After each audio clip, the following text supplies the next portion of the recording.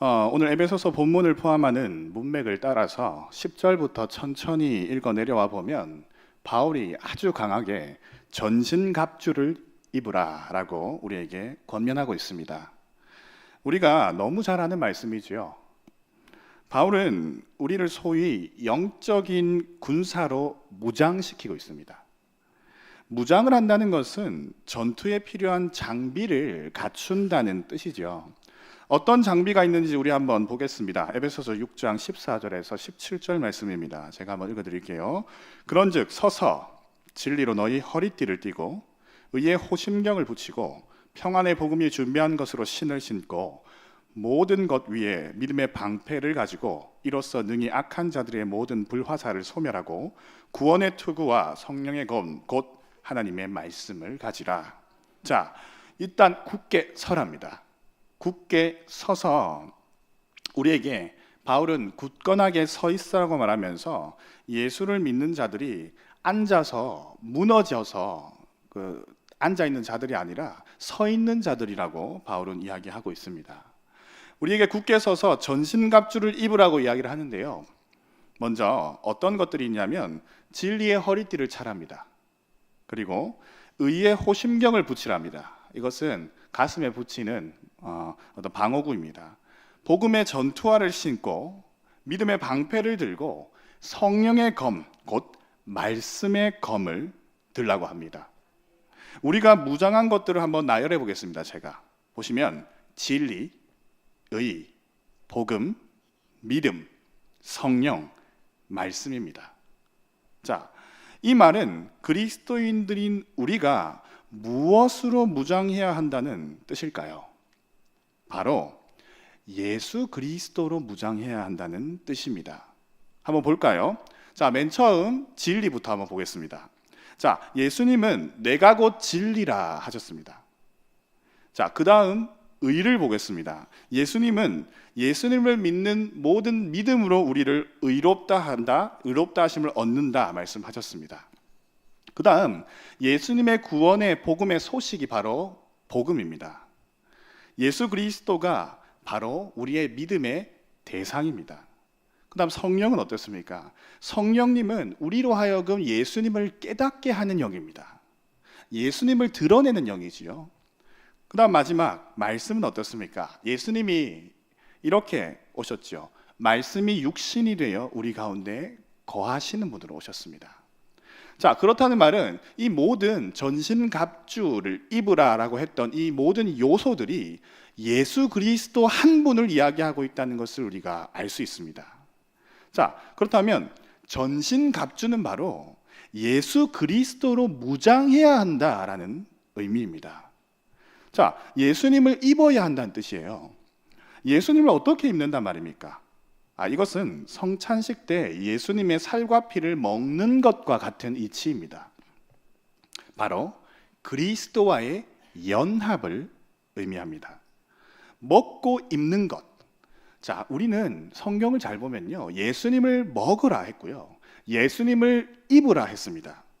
자, 인간 생활의 가장 기본적인 필요가 뭡니까? 먹는 것, 입는 것입니다. 자, 그렇다면 예수님을 가지고 먹으라, 예수님을 가지고 입으라 한다는 것은 신앙생활의 가장 기본적인 필요라는 것을 우리가 알아야 됩니다. 즉 우리는 그리스도인인 우리는 예수 그리스도를 필요에 따라서 꺼내서 사용하는 그런 자들이 아니라 예수 그리스도를 항상 먹고 예수 그리스도로 항상 옷 입고 다녀야 되는 가장 기본적인 그리스도인들이라는 것입니다. 자, 바울이 특별히 예수님을 입는 것으로 표현한 이유가 있을 거 아닙니까? 그렇죠? 우리가 입는 옷은 어떤 특정한 목적을 지닙니다. 저만 그런지 모르겠습니다만 저는 운전을 할 때 제 시야에 이 경찰을 보면 저는 벨트를 잘 매고 있는데도 불구하고 안전벨트를 한번 만져봅니다. 이렇게 한번 만져보죠. 그리고 저는 신호를 잘 지키고 있음에도 불구하고 신호를 한 번 더 봅니다. 경찰이 눈에 들어올 때는요. 왜 그러냐면 경찰이 제복을 입고 도로에 서 있다는 건 무엇을 뜻할까요? 단속을 뜻합니다. 딱지를 뗄 수 있다는 거죠. 자, 그렇다면 바울이 우리에게 너희가 굳건하게 서서 경찰이 아니라 이젠 군인같이 서서 예수로 무장하고 옷을 입어라 라고 하는 것은 무슨 이유일까요? 쉽게 알 수 있죠. 싸울 준비를 하라는 뜻입니다. 그렇다면 우리의 싸움의 대상은 누굴까요? 에베소서 6장 11절을 한번 보겠습니다. 한번 읽어드릴게요. 마귀의 간계를 능히 대적하기 위하여 하나님의 전신갑주를 입으라. 바울은 명확하게 그 대상이 마귀다라고 이야기를 하고 있습니다. 더 구체적으로 뭐라 하냐면 마귀의 간계라고 이야기합니다. 간계라는 것은 간사한 꾀를 의미합니다. 거짓말을 의미하는 겁니다. 즉 마귀가 주특기로 쓰는 것, 마귀가 주 무기로 쓰는 것이 뭐냐면 바로 간계입니다. 속임수지요. 자, 그렇다면 마귀는 무엇으로 우리를 속이는 걸까요? 마귀는 어떤 무기로 우리를 속이게 하는 걸까요? 자, 12절 말씀을 보면 우리가 알 수 있습니다. 읽어드리겠습니다. 우리의 씨름은 혈과 육을 상대하는 것이 아니요 통치자들과 권세자들과 이 어둠의 세상 주관자들과 하늘에 있는 악한 영들을 상대함이라. 자, 이것을 풀어보면 우리의 씨름은 곧 우리의 싸움은 혈과 육을 상대하는 것이 아니라는 말입니다. 그렇다는 말은 영적인 싸움이라는 뜻이에요. 또한 통치자들, 권세자들, 이 어둠 세상의 주관자들, 하늘에 있는 악한 영들을 상대하는 거랍니다. 영적인 싸움이라는 뜻이죠.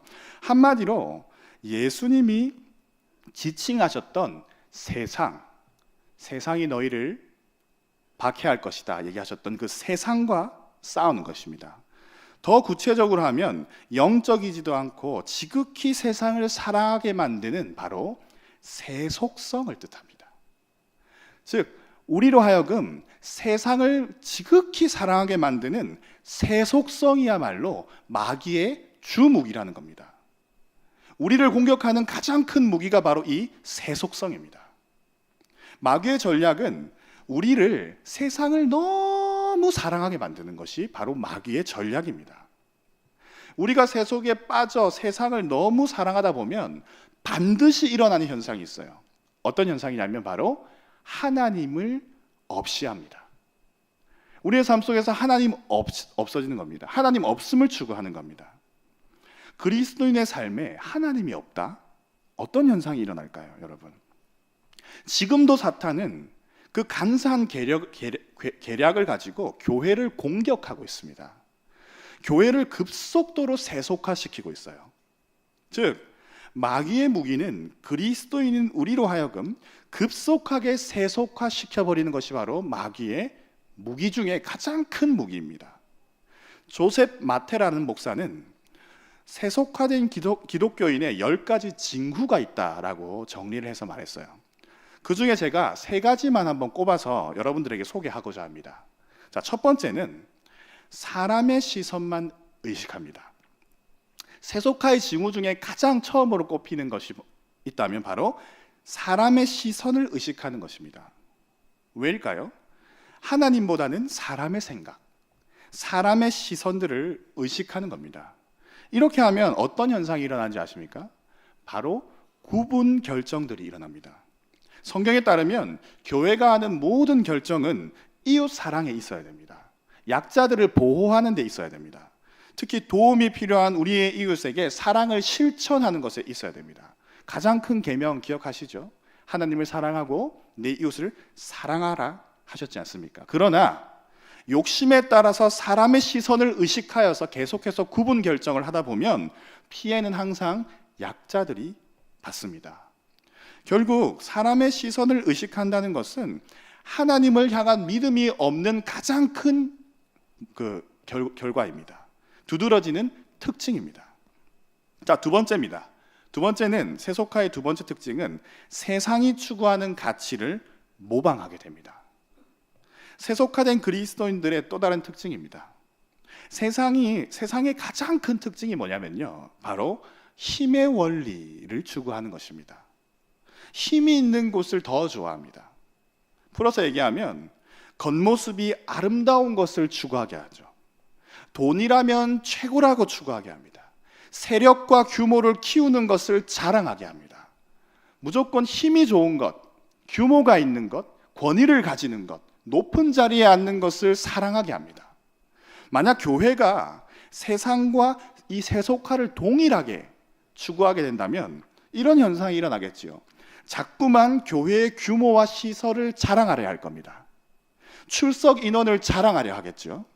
또한 교회에 어떤 저명한 인사가 출석하고 있는지 또는 어떤 유명 연예인이 출석하고 있는지 뽐내려고 할 겁니다.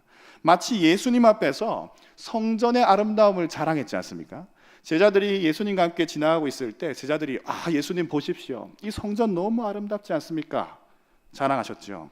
예수님이 돌 위에 돌 하나 남지 않고 무너지리라 말씀하셨죠. 예수님 앞에서 우리는 우리 교회가 얼마나 큰지 자랑하는 것이죠. 예수님 앞에서 우리가 우리의 교세가 얼마나 많은지 자랑하게 되는 것이죠. 이것이 바로 세속화의 모습입니다. 자, 세 번째 세속화의 모습이 있다면 성령이 아니라 돈을 추구하고 돈에 이끌립니다. 마지막 세속화의 특징이죠. 결국 돈이라는 겁니다. 세속화는 우리를 목적이 이끄는 삶이 아니라 돈이 이끄는 삶을 살게 합니다. 이것을 맘모니즘이라고 하죠. 돈을 숭배하는 겁니다. 예수님도 하나님과 돈을 겸하여 섬길 수 없느니라 우리에게 말씀하셨죠. 그 이유는 자명합니다. 성령님은 분명히 우리를 어디로 인도할까요? 예수 그리스도를 따르는 좁은 길로 우리를 인도할 겁니다. 그런데 돈은 우리를 어디로 인도할까요? 대로로 인도합니다.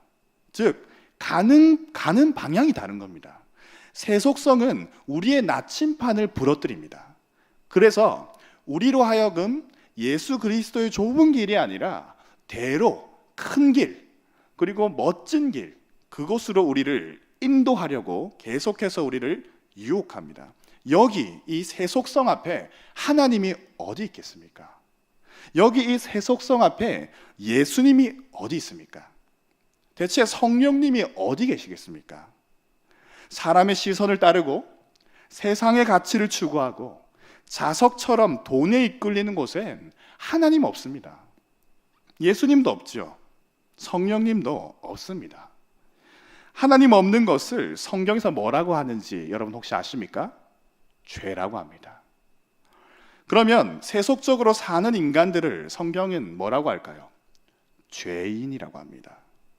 그리고 그 죄인은 너희의 근본은 마귀에게 있느니라. 즉 죄인은 마귀를 따르는 자들입니다.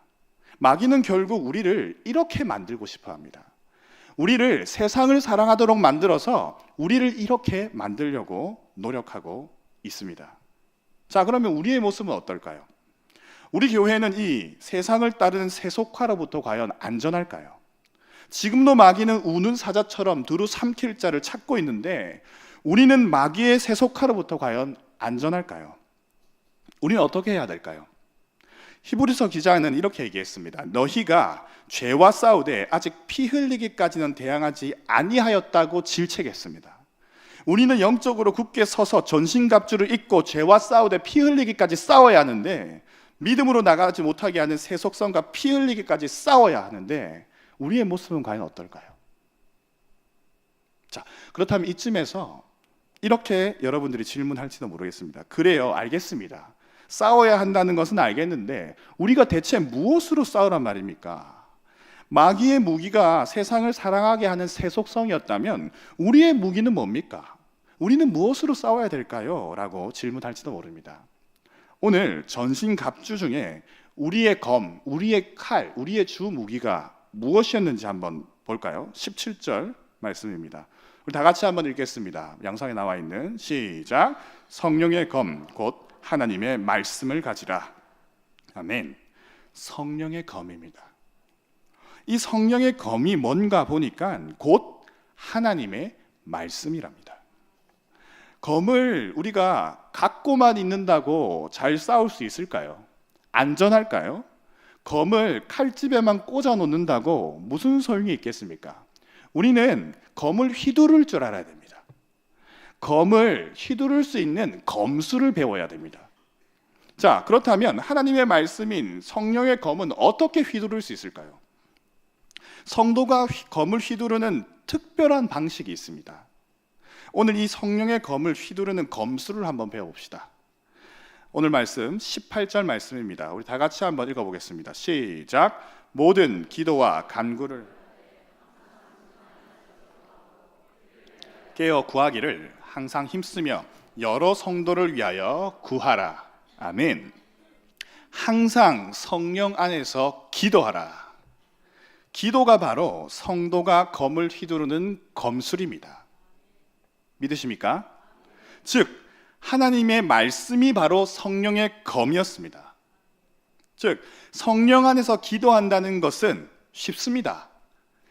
바로 하나님의 말씀 안에서 기도한다는 뜻입니다. 한번 다시 정리할까요? 우리가 성령 안에서 기도한다는 것은 말씀 안에서 기도한다는 뜻입니다. 그렇다면 우리에게 오늘 적용해 보겠습니다. 성령의 검을 한번 휘둘러 보겠습니다. 우리가 오늘 말씀을 근거로 우리의 기도 제목을 삼아보자는 의미입니다. 오늘 말씀의 제목이 성령 안에서 기도합시다 이겁니다. 너희가 성령 안에서 기도해라 했으니까 기도의 제목을 삼는 것이 바로 적용일 겁니다. 자, 정리를 한번 해볼까요? 오늘 배운 말씀을. 전신갑주를 입는다는 것은 예수님과 연합한다는 뜻이었습니다. 우리는 예수님으로 무장해서 연합한 군사로서 마귀의 간사한 꾀를 대적하라고 했습니다. 그 간계가 뭐였죠? 세속성이었습니다. 세속성이라는 것은 우리로 하여금 세상을 너무 사랑하게 하는 것, 그것이었습니다. 오늘 우리는 그리스도인으로서 내 속에 들어와 자리 잡고 있는 모든 세속성을 성령의 검, 말씀의 검으로 한번 싹둑 잘라내보겠습니다. 그리스도인들은 성령의 검을 어떻게 휘두른다 했습니까? 기도로 휘두른다고 말씀드렸습니다. 그래서 우리는 오늘 말씀을 적용하면서 개인의 결단과 기도의 제목을 한번 삼아 보겠습니다. 앞서 우리가 말했던 세속과의 현상 세 가지가 있었습니다. 한번 보여주시겠어요? 첫 번째, 사람의 시선만 의식하는 겁니다. 두 번째, 세상이 추구하는 가치를 모방하는 겁니다. 세 번째, 성령이 아니라 돈에 이끌리는 겁니다. 이 세 가지 특징이 세속화의 특징이 있었습니다. 그렇다면 우리가 성령 안에서 기도할 때 구체적으로 이 세 가지를 반대로 적용하면 될 것입니다. 첫 번째, 하나님의 시선만 의식하겠습니다 라고 기도해야 될 것입니다.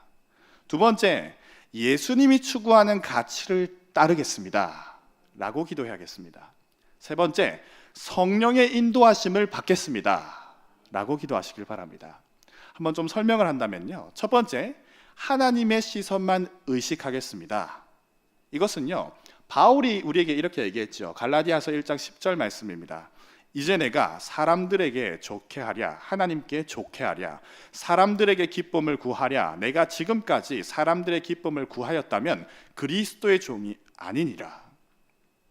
지금부터 우리가 사람의 시선을 의식하는 것을 멈추고 이 사도 바울과 같이 하나님의 시선을 의식하면서 모든 결정들을 하게 된다면 우리의 삶에 얼마나 놀라운 변화들이 일어날까요? 믿음으로 행동하지 못했던 것들이 믿음으로 행동할 수 있는 결단으로 변하게 될 것입니다. 우리가 스스로 안 된다고 했던 모든 것들이 하나님을 믿는 의지로 변할 것입니다. 우리가 하나님의 시선만을 의식한다면 이렇게 놀라운 일들이 일어나게 될 것이고요. 또 우리를 통해서 교회 안에 있는 모든 약자들이 보호를 받게 될 것입니다. 그래서 세상이 교회를 볼 때 존경받을 만한 일들만 일어나게 될 것입니다. 적어도 우리의 이웃들이 우리를 통해서 기뻐하게 될 것입니다. 그러면 이렇게 기도하겠습니다. 우리 한번 따라하겠습니다. 성부 하나님, 내가 하나님을 의식하며 살겠습니다. 나에게 힘을 주십시오. 아멘 하십니까? 오늘 우리 이 기도 제목 가지고도 간절하게 기도하길 바랍니다. 자, 두 번째 기도 제목을 제가 한번 보여드릴게요. 예수님의 추구하는 가치를 따르겠습니다 이겁니다. 가치라는 것은요, 항상 행동을 수반합니다. 세속적인 가치를 따르면 세속적인 행동을 하게 됩니다. 하나님 없음을 추구하고 자기 식대로 행동하기를 좋아하게 됩니다. 자, 그렇다면 예수님이 추구하는 가치를 따르겠다는 결단은 어떤 의미일까요? 예수님의 생각, 예수님의 말씀, 예수님의 행동을 따르며 살겠다는 의미입니다. 우리는 예수님의 가치를 어디에서 알 수 있을까요? 바로 계시된 하나님의 말씀을 통해서 알 수 있습니다. 즉, 예수님을 따르며 산다는 의미는 이 말씀을 따라서 살겠다, 말씀을 추구하며 살겠다는 의미입니다. 자, 그렇다면 예수님을 따랐던 제자들이 자신의 규모나 교세를 자랑했다는 말씀을 여러분들이 읽어보신 적이 있으십니까? 사도행전을 한번 읽어보십시오. 예수님의 가치를 따르면요, 예수님과 같이 자기를 부인하고 자기 십자가를 지고 날마다 주님을 따르게 될 것입니다. 그렇기에 예수 그리스도의 그 추구하는 가치를 따라서 우리의 삶이 조정될 것입니다.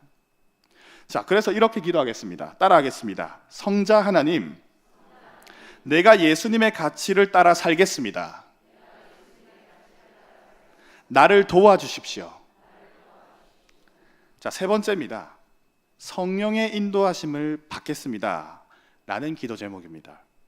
성령님이 하시는 가장 주된 사역이 뭔지 아십니까? 그것은 바로 예수님을 드러내는 영입니다. 예수님을 가르치고 예수님을 우리의 삶에 적용하는 영이 바로 성령입니다. 그렇다면 혹시 어디선가 성령을 받았다고 하는데 그 자리에 예수님의 이름이 드러나지 않고 자신의 능력이 드러난다. 그것은 거짓입니다. 왜냐하면 성령은 항상 예수 그리스도를 밝히 드러내는 영이기 때문입니다. 그렇다면 예수님은 자신을 무엇으로 드러내실까요? 동일합니다. 말씀이 육신이 되어 우리 가운데 거하심에. 그렇게 말씀하셨죠. 예수님은 항상 말씀으로 드러내시고 성령님은 그 말씀을 우리에게 적용하시는 분이십니다. 그러니까 우리가 각각 은혜 받은 증거가 다른 겁니다. 내가 예수를 만났던 모습이 다른 겁니다. 즉, 성령의 인도하심을 받겠다는 고백은요, 내가 말씀을 따라 살겠습니다라는 고백과 동일합니다. 자, 그럼 우리가 이렇게 기도하겠습니다. 한번 따라할까요? 성령 하나님, 내가 성령님의 인도하심을 받겠습니다. 나를 인도해 주십시오. 아멘. 우리 성령 안에서 이렇게 기도합시다. 말씀이신 하나님, 그 성령의 검을 휘두르며 이렇게 고백하는 겁니다. 오늘의 고백을 제가 한 번 더 읽어드리겠습니다. 성부 하나님, 내가 하나님을 의식하며 살겠습니다. 나에게 힘을 주십시오. 성자 하나님, 내가 예수님의 가치를 따라 살겠습니다. 나를 도와주십시오. 성령 하나님, 내가 성령님의 인도하심을 받겠습니다. 나를 인도해 주십시오. 우리 성령 안에서 우리 하나님께 기도하며 나아가도록 하겠습니다.